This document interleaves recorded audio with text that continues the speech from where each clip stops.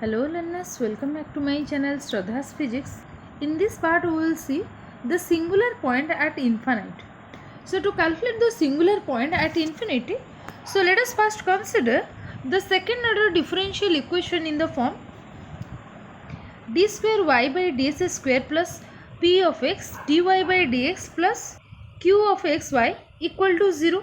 As I have already told you before that what are ordinary point and what are singular point and the types of singularity. So basically when the function is defined, that is here this p of x and q of x here in this equation, when this function is defined, then the point at which the function is defined, then that point is called the ordinary point, and when the function goes to infinite, then that point is called the singular point. And also we have already discussed about the regular singular point and the irregular singular point, and this irregular singular point is also known as the essential singular point, and the regular singular point is also known as the non-essential singular point. The regular point, these are your non-essential, and irregular are your essential singular point. Okay, up to this much we have already discussed. So let us consider here for the expression, that is for this equation 1, we have to calculate the singular point at infinite. So to check the singularity at x equal to infinite, let us consider x equal to 1 by z. So in this equation, when this variable x it will changes to z, then we can write when x equal to infinite. So simply since z equal to 1 by x, we can write z equal to 0. That is when x equal to 1 by z, we can write z equal to 1 by x also. So here we are considering x tends to infinite. So s tends to infinite means 1 by infinite is your 0. So z tends to 0 in that case. Now if I replace this equation 1 in terms of the z, so now you can see this dy by ds, if I will write, this is equal to dy by dz into dz by dx. Simply here we have multiplied dz in the denominator and the numerator. So that is equal to dy by dz into, in place of z, if I will write, that is 1 by x. So this is d by dx of 1 by x, and that is equal to the derivative of 1 by x will be equal to minus 1 by x square. So this is minus 1 by x square into dy by dz. Okay, and here this 1 by x is your z. So in this part if I will put the value, then this will be minus z square dy by dz. So this is the value of dy by dx.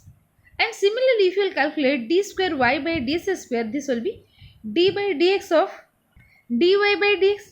And also that can be written as d by dz into dy by dx into dz by dx, because if you will cancel this dz and dz, again you will get d square y by ds square. Okay, so now this can be also written as d by dz of this dy by dx value is here minus z square dy by dz. So here we have written the value of dy by dx into this dz by dx, that will be equal to, if we will put the value of z here, so that is 1 by x. So d by dx of 1 by x will be equal to minus 1 by x square. Okay, now in this expression you can see, for this expression we can write that is equal to d by dz of minus z square dy by dz into, in place of minus 1 by x square we will write minus z square, because you know 1 by x equal to z we have considered here. Now this minus z square into, this will be d by dz of this much term, that is minus z square into dy by dz. This is in the form of u into v. Then first of all, if we will take the derivative of minus z square, this will be minus 2z into dy by dz is taken to be constant. Again minus z square is taken constant into the derivative of this term, that is dy by dz. So that will be d square y by dz square. Okay, now here for this term we have taken the derivative this much, and this is equal to, if I will multiply this minus z square in this two term, that is minus into minus, that will be 2 into z cube dy by dz minus into minus, that will be plus z power 4 d square y by dz square. Okay, and that is equal to, if I will write it in the term of highest order, so we can write this is z power 4 d square y by dz square plus 2z cube dy by dz. Okay, so why we are calculating this? Because in this expression, that is equation 1, we just want to replace this equation in terms of dy by dz. Okay, that is in place of x, simply we will replace it in terms of z. So now this equation, now in place of d square y by dx square, here I will put this value, and in place of dy by dx I will put this equation 2. Now if I write the equation, then this will be, in place of d square y by ds square, this will be z power 4 d square y by dz square plus 2z cube dy by dz plus p is here into minus z square dy by dz plus q of x into y, that is equal to 0. Okay. So after substituting this value, you can see the first term will remain as it is. Then if I will take common dy by dz in this two term, then this will be 2z cube minus this will be z square p whole into dy by dz plus qy equal to 0. And this is again equal to, if I will divide this z power 4 term, so this will be 2z cube minus z square p divided by z power 4. Here we have divided this z power 4 term throughout the equation, and here this will be q by z power 4. Now here you can see the expression that is in terms of x now is converted to the in terms of z, that is d square y by dz square. This total function is suppose p1 of z into dy by dz plus this is q by z is your q1 of z into y equal to 0. So here we have calculated p1 of z equal to this much and q1 of z equal to this much. Okay, this is your p1 of z and this is your q1 of z. So here at z equal to 0 means x equal to infinite, it is an ordinary point. That is p and q are analytic in nature. But if p and q it fails to be analytic at z equal to 0, it means that similarly we can check limit z tends to z naught, z minus z naught into p of z. If it is not equal to infinite, and limit z tends to z naught, z minus z naught square into q of z is not equal to infinite. So when the both have the finite value, then this point is called the regular singular point. That is z equal to 0 point or x equal to infinite point, it is called the regular singular point. And if limit z tends to 0, this z minus 0 into p of z, that is equal to infinite, or limit z tends to 0, z minus z naught square into q of z equal to infinite. This or the both. Okay. When it tends to infinite, then it is called the irregular singular point. Since here we are considering z naught equal to 0, so here we have directly substituted the value z equal to 0. Okay, z naught equal to 0. Now let us take an example so that it will be clear to you. So if I will take the Hermite differential equation, let us consider y double prime minus 2xy prime plus 2py equal to 0. This is your Hermite differential equation. Now in this case, if you want to check the singular point at x equal to infinite, suppose, okay, because for any other value of x, so here the every point are called the ordinary point. All the finite values of x, these are your ordinary point, because here p of x I can write this is equal to minus 2x, that is the coefficient of y prime, that is your minus 2x, and here q of x equal to 2p, that is p means some constant. In place of p you can take alpha. Okay, so that this will be, I can write here, this is your 2 alpha and here suppose 2 alpha, because you may confuse with this p. So let us take this as alpha. It is any constant, so this is your constant. So for any finite values of x, so that is your ordinary point. But now here we will discuss about the infinite point. So at x equal to infinite, we can consider x to be 1 by z, so that z tends to 0. This is our first case. This is the first condition you have to consider. That is when you have to check for the infinite at the point x equal to infinite. If you want to check for the singular point, then you have to consider, let us take x equal to 1 by z, so that when x tends to infinite, z tends to 0. That is this p of x can be written as equal to minus 2 by z. Okay. Now here to check whether this x equal to infinite is an regular singular point or it is an irregular singular point, you have to take limit Since this p of x equal to now converted to the p of z, so I can write p of z equal to this much. Okay, so limit z tends to 0 here, z tends to 0, z minus 0 into, here I will write p1 of z. Then what is the value of p1 of z? Now we can see here, we have calculated here the value of p1 z equal to 2z minus z square p divided by z power 4. You have to remember these things, that is 2z cube minus z square p divided by z power 4. Now if I write here the value of p1 of z, so here p1 of z equal to 2z cube minus z square p divided by z power 4, and here the value of p of z is minus 2 by z. Now if I substitute this value, then this will be 2z cube minus, this is your z square, into 2 by z, that will be minus 2 by z. So this will be, let me write first, minus z square into, this is minus 2 by z divided by z power 4. So 1 z get cancelled with this z, minus minus get cancelled, that will be 2z. Or I can write this is equal to 2z cube plus 2z, this is 2z cube plus 2z divided by z power 4. Now if I will substitute this value here, then this is equal to limit z tends to 0, z minus 0 means z, into, in place of p1 of z you can write this value. So now I can write this is your into 2z cube plus 2z divided by z power 4.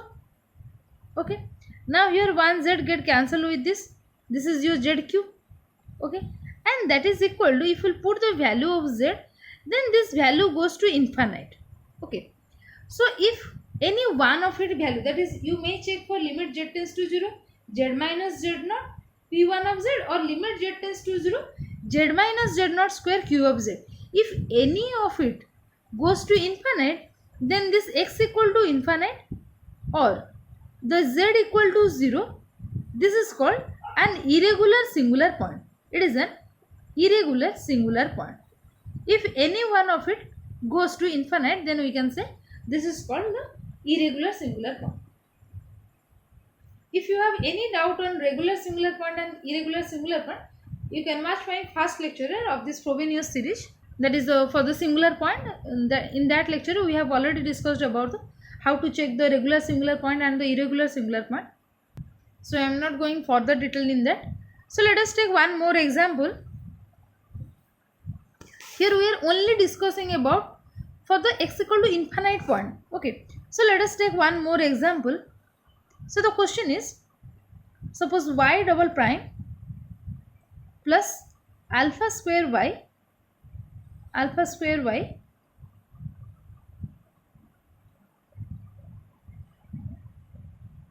equal to 0. Okay, so now we have to check for x equal to infinite point. Now first of all, you can see here, for any value of x, that is the ordinary point, because here I can write this equation as y double prime plus 0 into y prime plus alpha square y equal to 0.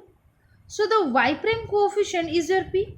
So here p of x equal to 0 and q of x value equal to alpha square, that is your constant. This is your constant. Now here for x equal to infinite point, if I want to check, then first of all we have to consider let x equal to 1 by z, so that z tends to 0. Okay, now we know p1 of z equal to 2z cube minus z square p divided by z power 4. Since here p equal to 0, I can write this is your 2z cube by z power 4, or simply this is 2 by z. Okay, and similarly you know q1 of z equal to, you can see here q1 of z equal to q by z power 4. In this expression we have calculated the value of q1 of z. Now here q1 of z equal to q by z power 4, or that is equal to, in place of q we can write this is alpha square divided by z power 4.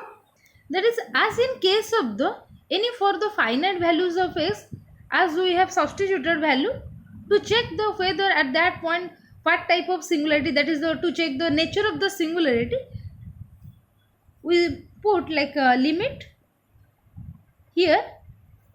If I write limit z tends to 0, z minus z naught into p of z, but here I will write p1 of z, because when you calculate for the x equal to infinite point, here you will consider this p1 of z, and here the p1 of z value is nothing but this much.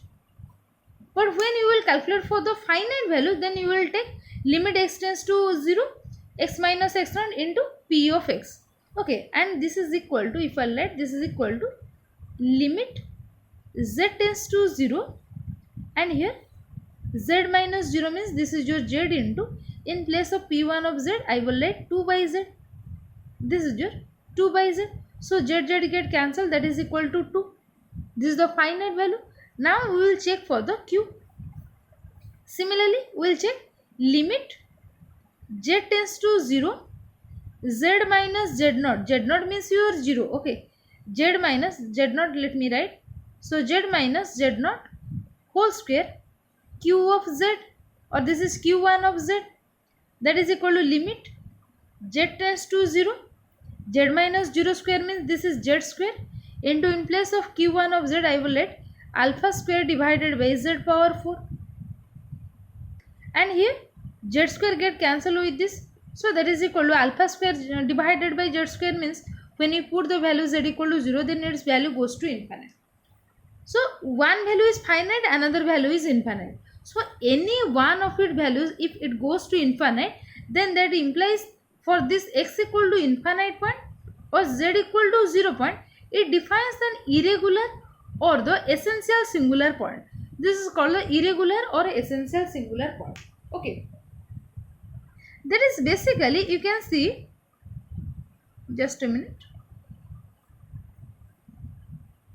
You can see here in this expression, that is when you have to calculate for x equal to infinite point, then simply just don't go for all these things, just try to remember these things. That is when you convert this x, that is a total equation, that is equation number 1, when it will replace x by the z, now the equation will reduce to this form.